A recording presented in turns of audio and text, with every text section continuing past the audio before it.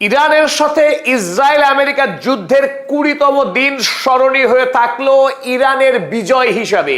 গতকাল রাতে ইসরায়েলি বর্বর বাহিনী ইরানের সর্ববৃহৎ গ্যাস রিজার্ভার সাউথ পার্সে বেধড়ক বোমাবাজি করে। ফলে ইরানের যে নাগরিক 9 কোটি মানুষের বাড়িতে গ্যাস জ্বালানি পরিষেবা যেখান থেকে পরিচালিত হতো, এই সাউথ পার্সে ব্যাপক অগ্নিকাণ্ড এবং ধ্বংস হয় গতকাল।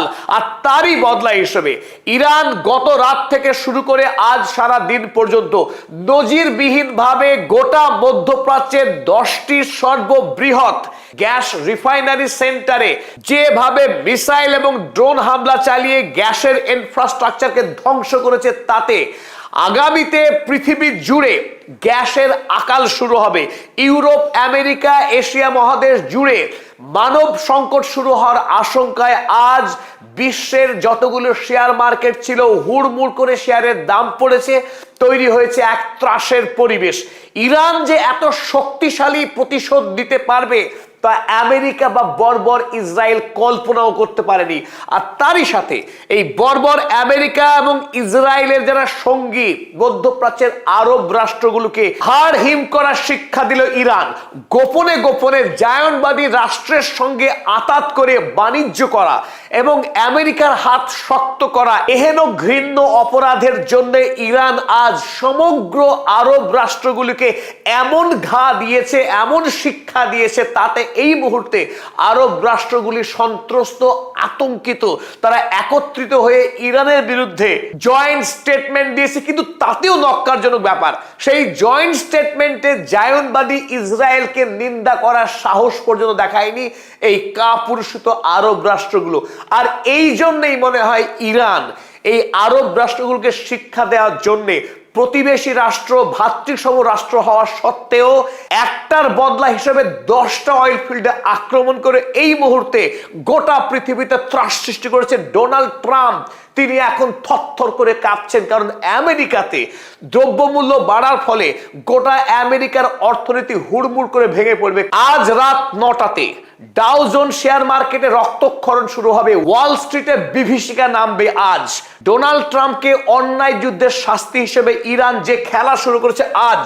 গতকাল রাতে ইসরায়েলি এই বর্বর বাহিনী যখন ইরানের পার্স গ্যাস ফিল্ডে হামলা চালায়, তখনই ইরানের পক্ষে আইআরজিসি জানিয়েছিল মধ্যপ্রাচ্যের 10টি অয়েল ফিল্ডে তারা হামলা চালাবে বদলা হিসেবে। বলে কয়ে বদলা নিয়েছে আমেরিকা বা ইসরায়েল বা আরব দেশের ইন্টারসেপশন ডায়লগ কাজে আসেনি। বলেছিল মারবো এবং মেরেছে। যে ছবি আপনারা দেখছেন এর প্রতিটা জায়গা টার্গেটেড ছিল। ইতিমধ্যে 8টি গ্যাস ফিল্ডকে হামলা করে গুড়িয়ে দিয়েছে ইরান। ফলে স্বাভাবিকভাবেই এই মুহূর্তে ইউরোপ কাঁপছে ভয়ে, আমেরিকা কাঁপছে, কিন্তু কেউ এগিয়ে এসে ইরানের সামনে দাঁড়াবার সাহস দেখাচ্ছে না। কাতারের সর্ববৃহৎ pearl gas to liquid facility, যেখানে গ্যাসকে লিকুইডে পরিণত করা হয়, সেই ফ্যাসিলিটি আক্রান্ত হয়েছে। তারপর আপনারা দেখছেন কাতারের রাস লাফান্স অ্যাটাক হয়েছে। কাতার গোটা পৃথিবীতে গ্যাস রপ্তানিকারক হিসেবে 1 নম্বর দেশ। সেই দেশের 2টি গুরুত্বপূর্ণ গ্যাস ফ্যাসিলিটি সেন্টারকে আক্রমণ করে দিয়েছে ইরান। শুধু তাই না, কাতারের পেট্রোকেমিক্যাল সেন্টার, কাতারের আল বাসায়েদ পেট্রোকেমিক্যাল কমপ্লেক্সেও আক্রমণ হয়েছে আরব আমিরাতের হাবসান গ্যাস ফ্যাসিলিটিস এবং বাব অয়েল ফিল্ড, 2টি আক্রান্ত হয়েছে আরবের জোভেইল পেট্রোকেমিক্যাল কমপ্লেক্স। যে 10টি জায়গায় আক্রমণ করবে ইরান, তার মধ্যে 2টি কেন্দ্র এখনো আক্রান্ত হয়নি। তার মধ্যে অন্যতম সৌদি আরবের জুবাইল পেট্রোকেমিক্যাল কমপ্লেক্স এবং অপরদিকে আরব আমিরাতের হোসন গ্যাস ফিল্ড। এই 2টি জায়গা আক্রান্ত হয়নি। বাকি 8টি জায়গায় ইতিমধ্যেই ইরান সাকসেসফুলি অ্যাটাক করে দিয়েছে। সৌদি আরবের অন্যতম বৃহৎ তৈল শোধনাগার কেন্দ্র ইয়ানবুর সামরেফ রিফাইনারিতে আক্রমণ হয়েছে এবং গুরুত্বপূর্ণ, এই রিফাইনারি থেকে তেল হরমুজ প্রণালীকে এড়িয়ে লোহিত সাগর হয়েও বিদেশে রপ্তানি করার সুযোগ ছিল। আর সেখানে ইরান আক্রমণ করেছে যাতে আগামী দিনে সৌদি আরব হরমুজকে ফাঁকি না দিতে পারে। অন্যদিকে কুয়েতের 2টি বৃহৎ এবং গুরুত্বপূর্ণ তেল শোধনাগার মিনা আল আহমাদি এবং মিনাল আব্দুল্লাহ রিফাইনারি, দুটি রিফাইনারি ইতিমধ্যে ভস্মীভূত হয়ে গেছে ইরানের ড্রোন এবং মিসাইল হামলায়। এর ফলে একথা স্পষ্টভাবে প্রমাণ হয় 19 দিন ধরে ইসরায়েলি আইডিএফ এবং আমেরিকার সৈন্যবাহিনী যেভাবে ইরানে বোমা বর্ষণ করেছে এবং তারা দাবি করেছিল তারা ইরানের রকেট লঞ্চার, মিসাইল লঞ্চারকে ধ্বংস করে দিয়েছে, ধ্বংস করেছে তারা ইরানের সামরিক শক্তি, কিন্তু সে কথা যে সর্বৈব মিথ্যা। ইরানের সামরিক শক্তি এতটুকু ক্ষতিগ্রস্ত হয়নি, যদিও ইরানের কিছু গুরুত্বপূর্ণ নেতা ইতিমধ্যে খুন হয়েছে মার্কিন ইসরায়েলি আগ্রাসনে, কিন্তু ইরানের সামরিক শক্তি ইরানের সরকারের এতটুকু ক্ষতি করতে পারেনি তারা এতদিনের লড়াইয়েও। আর তারই প্রমাণ দিল ইরান আজ বলে কয়ে যে তারা আক্রমণ করবে এই 10টি কেন্দ্রে, তার পূর্ব ঘোষণা দেওয়ার পরেও আমেরিকা, যাকে এতদিন ধরে মধ্যপ্রাচ্য $3 ট্রিলিয়ন প্রোটেকশন মানি দিত, হপ্তা দিয়ে আসছিল, সেই আমেরিকা আরবের এতগুলো তৈল শোধনাগার, গ্যাস ফিল্ডকে বাঁচাতে পারেনি। এর ফলে আমেরিকার যে রক্ষা কবচ সেটা মিথ্যা, ভুয়ো। ইরান যখন তার নিজের প্রযুক্তিতে, নিজের বিজ্ঞানীদের প্রচেষ্টায় পৃথিবীর শ্রেষ্ঠ সামরিক শক্তিতে পরিণত হতে পারে, আরব সেখানে দয়ার ভিক্ষায়, আমেরিকা ইসরায়েলের ভিক্ষায় বাঁচার যে ভ্রান্ত চেষ্টা করত তা আজ প্রমাণ হয়েছে। ইরান একদিকে, পৃথিবী একদিকে। ইরান একাই গোটা পৃথিবীকে শায়েস্তা করতে পারে এবং যুদ্ধে তাদেরকে গুড়িয়ে দিতে পারে, সেই ক্ষমতা ইরানে রয়েছে, তা আজকে বলে কয়ে প্রমাণ করেছে ইরান। গত রাত থেকেই যেহেতু ইরান এনার্জি সেক্টরে হামলা চালিয়েছে, তার ফলে ভারতবর্ষের সকাল হতে হতে শেয়ার মার্কেটে বড় সড়ো ধস। একদিনে ইন্ডিয়ার বিএসই শেয়ার মার্কেট থেকে উড়ে গেল 13 লক্ষ কোটি টাকা।